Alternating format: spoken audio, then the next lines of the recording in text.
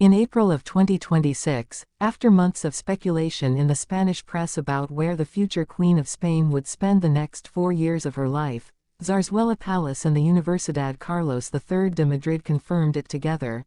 Princess Leonor, heir to the Spanish throne, would enroll that September in the bachelor's degree in political science at the public university's Getafe campus. On its surface, this reads like a straightforward administrative announcement, the kind of news item that generates a press release and a university welcome statement and not much else. The university itself put out an unusually warm public statement, expressing what it called great joy and gratitude for having been chosen, and wishing the princess success in what it described as a decision made with a high sense of responsibility. That is the official version, polished and diplomatic, exactly the kind of language institutions use when they want a story to sound settled.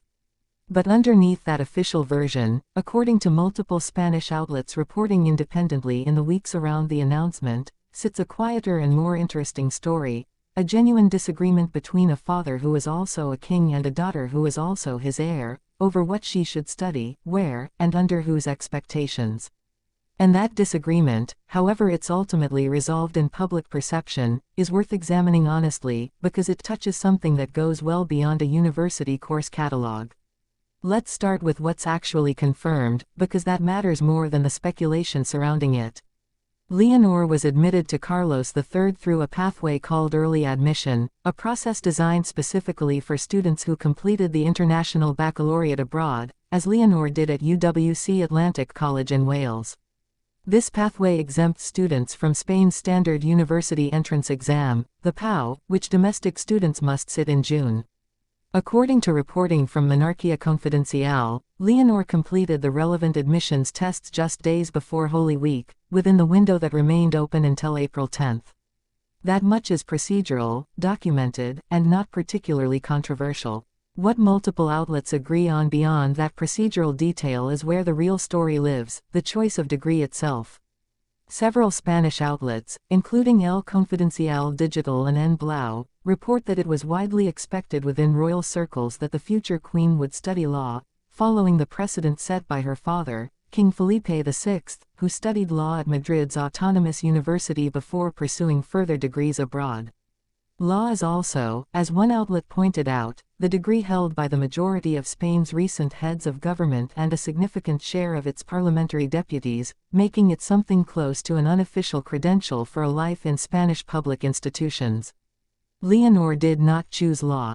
She chose political science instead, a degree that multiple sources describe as combining coursework in economics, sociology, and international relations, a more interdisciplinary and, according to some of this reporting, less traditionally prestigious path within the same university's own hierarchy of faculties. Here is where the sourcing becomes more layered, and where I want to be careful to separate what's well corroborated from what's reported by a single outlet with more sensational framing. Multiple sources, including En Blau, describe this decision as the product of what they call a genuine pulso, a tug-of-war, between Felipe and Leonor, with the king reportedly preferring law and Leonor pushing back due to what's described as a real aversion to legal studies. That framing, a father-daughter negotiation ending in a mutually accepted compromise, appears consistently enough across independent outlets that it's reasonable to treat it as substantially accurate, even without an official statement from Zarzuela confirming the internal family dynamics directly, since the palace, as a matter of practice, essentially never comments publicly on private family disagreements. One outlet, K.es, went further, using the phrase, entra en colera, meaning Felipe flew into a rage, to characterize his reaction to Leonor's decision. That specific, more dramatic characterization is not corroborated by the other outlets covering the same story, which describe negotiation and eventual compromise rather than anger. I want to flag that distinction clearly. Reported family disagreement over a university degree, yes, well sourced across multiple outlets. A king in a documented rage over his daughter's course selection, no, that's a single outlet's more colorful framing, not an established fact, and it shouldn't be treated as one. The second layer of this decision runs alongside the first, and it may actually carry more institutional weight, the choice to stay in Spain, at a public university, rather than study abroad. This is not a small detail. Leonor's own sister, Infanta Sofia, is currently studying international relations and political science at Forward College, a private institution with a campus in Lisbon, having begun her studies abroad the previous September. The option existed, in other words, for Leonor to follow a similar path, attending a private or international institution the way most of Europe's other young royals typically do, a pattern one Spanish outlet noted explicitly, citing King Willem-Alexander of the Netherlands and Crown Princess Victoria of Sweden as examples of heirs who studied abroad, in Victoria's case, and domestically in others, with what the outlet described as mixed results but no outright scandal. According to N. Blau's reporting, sending Leonor abroad for university would have been read domestically as something close to an institutional embarrassment, a signal that the future head of the Spanish state didn't trust or value the country's own higher education system enough to study within it. Whether that specific framing reflects an actual internal calculation inside Zarzuela, or is simply a journalist's interpretation of the optics, isn't something that can be confirmed from the outside. What is confirmed as the outcome? Leonor is staying in Spain, at a public institution, and multiple outlets frame that choice as at least partly strategic, a deliberate signal of confidence in, and connection to, Spain's own public university system, continuing a pattern King Felipe himself set when he chose a public university for his own undergraduate studies decades earlier. So why would any of this be capable of sparking a scandal, in the way this script's title suggests? The honest answer requires separating a few different, overlapping risks, each of which is real but none of which, as of this recording, has actually materialized into anything approaching a genuine institutional crisis. The first risk is reputational and symbolic rather than legal or constitutional. A public university degree sounds, on its face, like an unambiguously good choice for a modern, relatable monarchy trying to stay connected to a country that includes a real and organized republican political current. But it also means Leonor will be a uniquely visible, uniquely scrutinized presence on an open campus with, as one royal protocol expert quoted in Spanish coverage put it, far less access control than the controlled environments she's occupied for the last 3 years in military academies.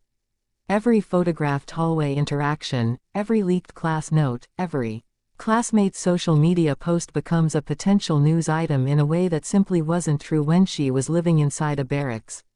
That's not a scandal in itself. It's closer to a structural vulnerability, a set of conditions under which something ordinary, a photo, an offhand comment overheard by a classmate, a minor disagreement with a professor, could be amplified into something that looks and feels like a much bigger story than it actually is. Spanish outlets covering the announcement seem to anticipate exactly this dynamic, with one describing September's first day of classes as, in its words, the media event of the autumn, regardless of whether the princess herself wants that attention. The second risk is more specifically about the choice of degree itself, and it's worth being precise about what's actually at stake constitutionally, because it's less than the dramatic framing implies. Nothing in Spanish law requires the heir to the throne to study any particular subject. There is no legal or constitutional consequence tied to Leonor's choice of political science over law.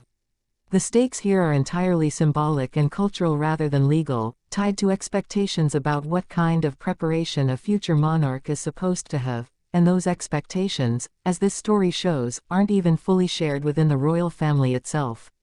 Some of the same reporting that covers this tension also offers a defense of Leonor's choice on its own merits. Political science, with its emphasis on social movements, populism, polarization, and geopolitics, arguably maps more directly onto the actual challenges a 21st-century constitutional monarch will need to navigate than a traditional law degree would, an argument one outlet made explicitly when comparing her course of study to the political science and history degree pursued by Princess Elizabeth of Belgium at Oxford.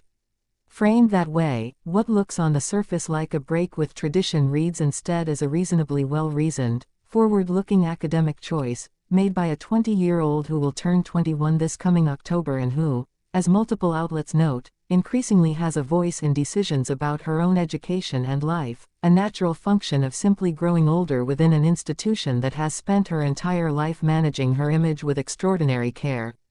The third and, in some ways, most consequential risk isn't about Leonor's choice at all. It's about how Zarzuela chooses to manage the narrative around a story that Spanish media has already shown considerable appetite for covering, dramatizing, and in at least one documented case, embellishing beyond what other outlets could independently confirm. The palace's long-standing strategy, evident across nearly every major milestone of Leonor's public life over the past 3 years, has been one of tight message discipline. Official statements are brief, carefully worded, and almost never address internal family dynamics directly, leaving outlets like the one cited in this script to fill the gaps with sourcing that ranges from solidly corroborated to speculative. That strategy has generally worked. It's worth noting, as one outlet observed, that the third year of Leonor's military service passed with what it called an unusually low volume of damaging coverage, a meaningful shift after periods of more intense scrutiny earlier in her public life. Whether that same discipline holds once she's attending daily lectures on an open campus, surrounded by regular students who have no institutional obligation to protect her privacy or manage her image, is a genuinely open question, and it's one that will only be answered once the semester actually begins. What can be said with confidence, sitting here in July of 2026? Weeks before Leonor's first day of classes, is this. The choice itself, political science over law, a public university over a private or international one, is real, confirmed, and reasonably well explained by multiple independent sources, some of which frame it as a thoughtful, forward-looking decision and others of which frame it as the product of a tense negotiation with her father. Whether that tension ever rose to the level of anger, as one outlet claimed, remains uncorroborated and should be treated with appropriate skepticism rather than repeated as settled fact. What's genuinely uncertain, and will likely remain uncertain until September and the months that follow, is how this choice will actually play out in practice, once Leonor is a regular, visible presence on an open campus, surrounded by classmates, professors, and inevitably, cameras. The ingredients for a genuine scandal, in the traditional sense of a story that damages the monarchy's standing or legitimacy, aren't really present in this story as it currently stands. What's present instead is something more ordinary and, in its own way, more human, a young woman making a real choice about her own education, against at least some of her family's expectations, at the exact moment in her life when the entire country is watching to see what kind of queen she's quietly deciding to become.